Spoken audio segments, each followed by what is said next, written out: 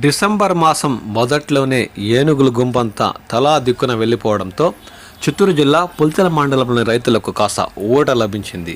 సోమల సదుం మండలాల్లో సంచరిస్తున్న ఒంటరి ఏనుగు డిసెంబర్ మాసం చివరిలో దాదాపు 10 రోజుల క్రితం పుల్చెల మండలంలో ప్రవేశించి స్థానికంగా ఉన్న తూర్పు విభాగం అటవీ ప్రాంతంలోని సూరప్ప చెరువు పరిసర ప్రాంతాల్లో రాత్రి వేళల్లో తిష్టవేసి సాయంత్రం అయితే చాలు ఆహార వేట కోసం పరిసర ప్రాంతాల్లో ఉన్న దేలంపేట, పాలెం, కల్లూరు గ్రామ పంచాయతీ పరిసర ప్రాంతాల్లోని మామిడి ఇతర పంటలపై తన దాడుల పరంపర కొనసాగిస్తుండడంతో స్థానిక రైతులు తీరని కష్ట నష్టాలు ఎదురవుతున్నాయి.